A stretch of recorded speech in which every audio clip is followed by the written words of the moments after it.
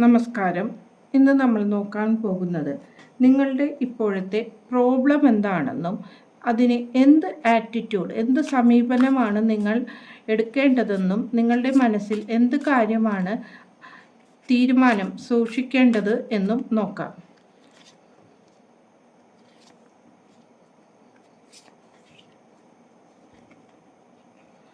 ആദ്യത്തെ card the tower എന്ന കാർഡാണ് വന്നിരിക്കുന്നത്. രണ്ടാമത്തത് പേജ് ഓഫ് പെൻഡക്കിൾ എന്നതും ദ ഡെവിൾ എന്ന കാർഡുമാണ് വന്നിരിക്കുന്നത്.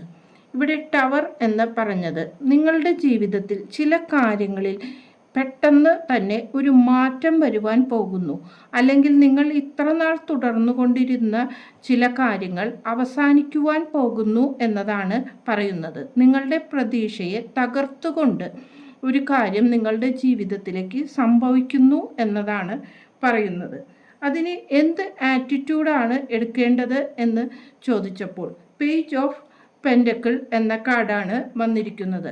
ഇവിടെ പേജ് ഓഫ് പെൻഡക്കിൾ എന്ന് പറഞ്ഞാൽ നിങ്ങളുടേതായ ചില ഉത്സാഹത്തോടും ലക്ഷ്യത്തോടുമുള്ള കാര്യങ്ങൾ ചെയ്യണമെന്നും അതിലൊരു സ്ഥിരത വേണമെന്നാണ് പറയുന്നത്.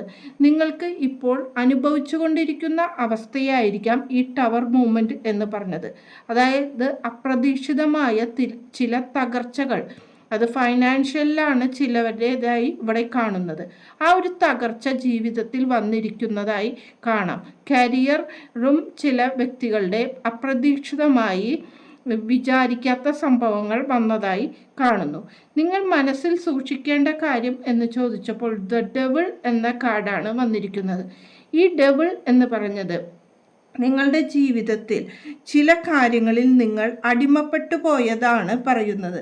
ആ കാര്യത്തിൽ നിന്ന് ഒരു മാറ്റമാണ് ഇനി വേണ്ടത്. ചില പ്രലോഭനങ്ങളിൽ ഏറ്റുപോയതോ അല്ലെങ്കിൽ ചില വ്യക്തികളോട് ആരോഗ്യകരമായ ചില ബന്ധങ്ങളോ, ഇതെല്ലാത്തിലും നിങ്ങൾ പെട്ടുപോയ ഒരു അവസ്ഥയാണ്. അതാണ് ഈ നിങ്ങളുടെ ജീവിതത്തിലെ ഈ മാറ്റത്തിന് കാരണം. ചില വ്യക്തികൾ മറച്ചു പിടിക്കുന്ന വ്യക്തിത്വമായിരിക്കാം. അതായത് മറ്റുള്ളവരുടെ മുന്നിൽ ഓപ്പണായി ഒന്നും തുറന്നു കാണിക്കുവാൻ ഇഷ്ടപ്പെടാത്ത വ്യക്തികളാണ്. ഈ കാര്യങ്ങളിൽ നിന്ന് ഒരു മാറ്റം വന്നാൽ തന്നെ നിങ്ങളുടെ ജീവിതത്തിലേക്ക് ഇനി ഒരു തിരിച്ചുവരവ് ഉണ്ടാകും എന്ന് പറയുന്നു. അങ്ങനെയെങ്കിൽ നിങ്ങൾക്ക് പ്രതീക്ഷയോടെ മുന്നോട്ട് പോകാനുള്ള അവസരങ്ങൾ ഉണ്ട് എന്ന് പറയുന്നു.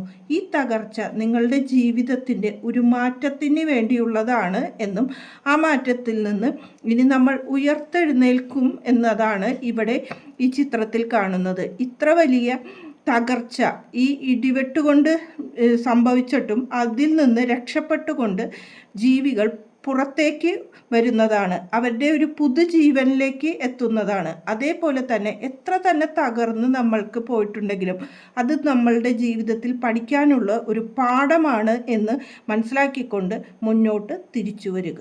നന്ദി, നമസ്കാരം.